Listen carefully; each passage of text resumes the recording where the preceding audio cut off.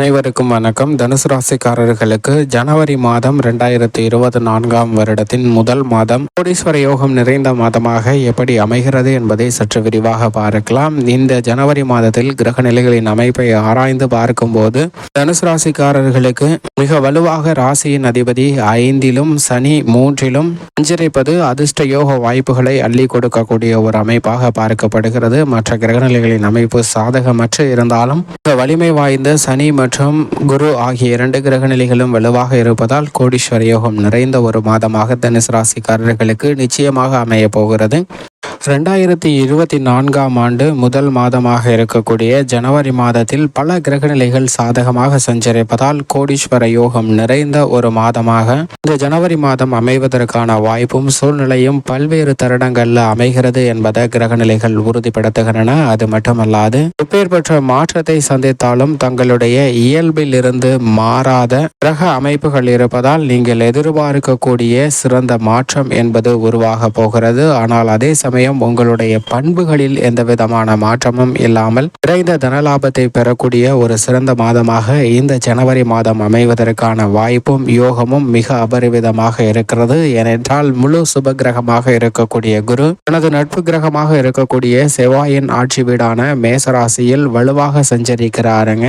இது சிறந்த வரவேற்கத்தக்க ஒரு அமைப்பாக பார்க்கப்படுகிறது. மேசராசியில் குரு சஞ்சரிக்கும் போது அதிவிரைவாக அனைத்து விதமான நன்மைகளையும் அள்ளி கொடுக்கக்கூடிய ஒரு வலுவான அமைப்பில் வீற்றிருப்பாருங்க. இது பல்வேறு தருணங்களில் நினைக்கக்கூடிய காரியங்களை அதிவிரைவாகவும் துல்லியமாகவும் செய்து முடிக்கக்கூடிய வாய்ப்பையும் யோகத்தையும் உருவாக்கி கொடுக்கிறது என்பதை தெளிவாக உறுதிப்படுத்துகிறார். அது மட்டுமல்லாது ஜீவனக்காரராக இருக்கக்கூடிய சனி பகவானின் அமைப்பை பொறுத்த வரைக்கும் அவர் மிக வலுவாக ஆட்சி பலம் பெற்று தனது சொந்த ராசியான கும்பராசியில் அமர்ந்திருக்கிறாருங்க.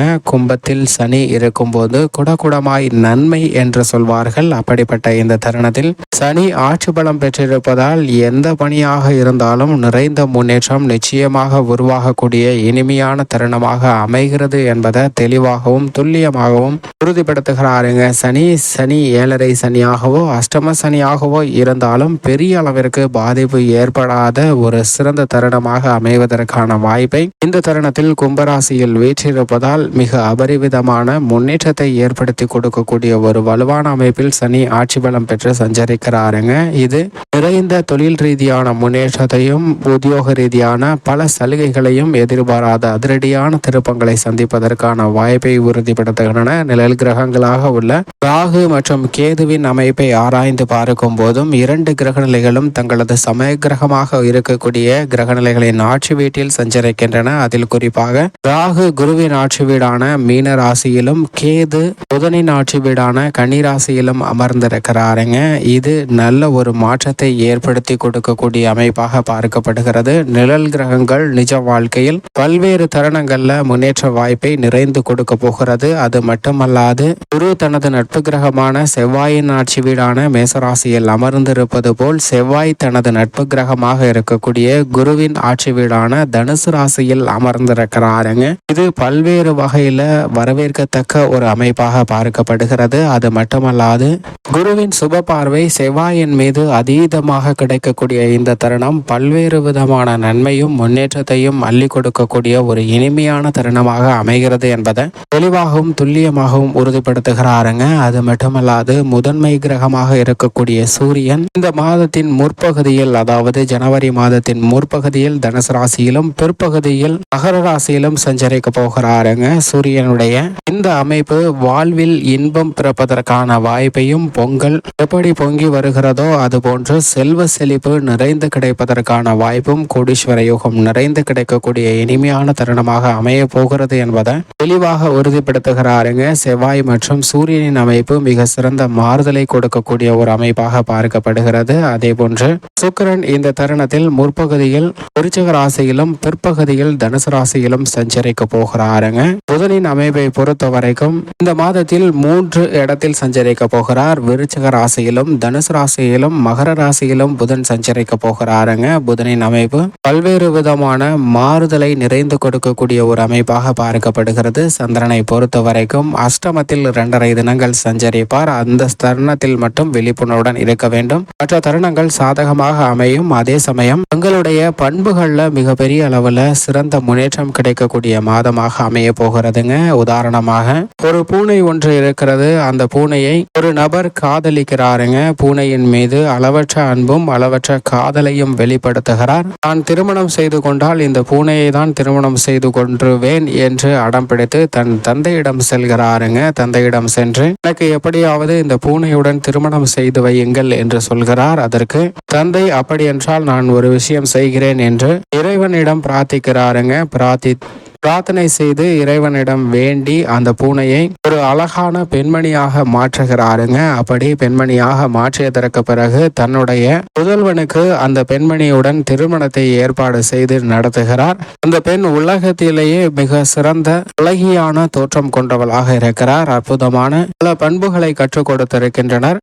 அந்த தந்தைக்கும் மகனுக்கும் மகிழ்ச்சி அளிக்கக்கூடிய ஒரு அமைப்பாக பார்க்கப்படுகிறது. ஆனால் அதே சமயம் திருமணம் நடந்து கொண்டிருக்கக்கூடிய வேளையில் மணவேடையில் அமர்ந்திருக்கும் போது அந்த மணமேடைக்கு அருகாமையில் ஒரு எலி இங்கிருந்து தாவி குதித்து செல்வதை கண்டவுடன் அந்த மணப்பெண் அந்த எலியை பிடிப்பதற்காக ஓடி விடுகிறாருங்க. இதுதான் நம்மளுடைய வாழ்க்கையில் யதார்த்தமான ஒன்றாக பார்க்கப்படுகிறது. நாம் எப்படிப்பட்டவர்கள், நம்மளுடைய குணம் எப்படிப்பட்டது என்பதை அந்த சூழ்நிலையானது வெளிப்படுத்துகிறது. அதே போன்றுதான் இந்த தருணத்தில் நம்மீது மற்றவர்களுடைய பாசம், அன்பு இல்லை, வெறுப்புதான் அதீதமாக இருந்தாலும் மற்றவர்கள் மீது இருக்கக்கூடிய அன்பு, குடும்ப உறுப்பினர்கள் மற்றும் உறவினர்கள், நண்பர்களிடம் இருக்கக்கூடிய அன்பு உங்களின் பண்பை மாற்றாத ஒன்றாக பார்க்கப்படுகிறது. அவர்கள் எவ்வளவுதான் துரோகம் செய்தாலும் அவற்றை மன்னித்து அவர்களுடைய முன்னேற்றத்திற்காகவும் செயல்படக்கூடிய ஒரு சிறந்த மாதமாக இந்த ஜனவரி மாதம் அமைய போகிறதுங்க. எனவேதான் கிரகநிலைகளின் அமைப்பு இப்படி இருப்பதால் கோடீஸ்வர யோகம் நிறைந்த ஒரு மாதமாக இந்த ஜனவரி மாதம் அமைவதற்கான வாய்ப்பும் யோகமும் மிகவும் அபரிவிதமாக உள்ளது.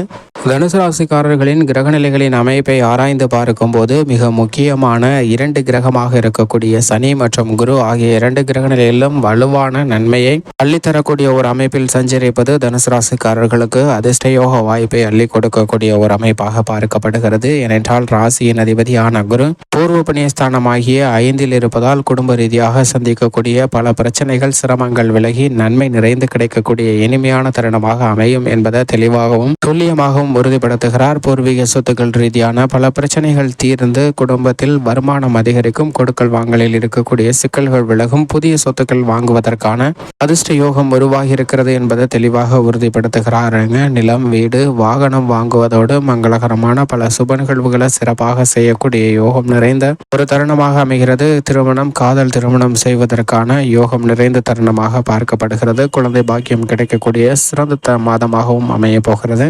சனி பகவானின் அமைப்பும் 3ஆம் இடமாகிய சகாயஸ்தானத்தில் வீற்றிருப்பதால் உத்தியோக ரீதியாக எதிர்பார்க்கக்கூடிய ஊதிய உயர்வு, பதவி உயர்வு உள்ளிட்ட பல சலுகைகள் நிறைந்து கிடைக்கும். இந்த தருணத்தில் நீங்கள் எதிர்பார்க்கக்கூடிய விடுமுறை, போனஸ் உட்பட பல நற்செய்திகளை நிறைந்து பெறுவதற்கான வாய்ப்பு இனிமையாக கிடைக்க போகிறது. தொழில் ரீதியாகவும் நிறைந்த முன்னேற்றம் பெறக்கூடிய ஒரு தருணமாக அமைகிறது. ஏனென்றால் மோட்சக்காரகரான கேது தொழில் ஸ்தானமாகிய ஜீவனஸ்தானமாகிய 10இல் வீற்றிருக்கிறார். எனவே தொழில் அதிரடியான மாற்றம் ஏற்படும். ஆனால் அதே சமயம் அலைச்சல் அதிகரிக்கலாம், ஆரோக்கிய தொல்லை ஏற்படலாங்க. ராகு 4இல் இருப்பதால் சற்று கவனத்துடன் இருக்க வேண்டும். அது மட்டுமல்லாது செவ்வாய் இந்த மாதம் முழுவதும் ஜென்மராசியில் வீற்றிருக்கிறார். செவ்வாய் ஜென்மராசியில் வீற்றிருப்பதால் சின்ன சின்ன தடைகளை சந்திப்பதற்கான வாய்ப்பு இருக்கிறது. விழிப்புணர்வுடன் இருங்க. அது மட்டுமல்லாது சூரியன் மாதத்தின் முற்பகுதியில் ஜென்மராசியிலும் பிற்பகுதியில் 2ஆம் இடமாகிய தனஸ்தானத்திலும் நுழைகிறார். பெரிய அளவிற்கு சாதகமற்ற ஒரு அமைப்பில் தான் சூரியன் இருக்கிறார். அதே போன்று புதனின் அமைப்பை பொறுத்த வரைக்கும் விரயத்திலும் ஜென்மத்திலும் அமரப்போகிறாருங்க.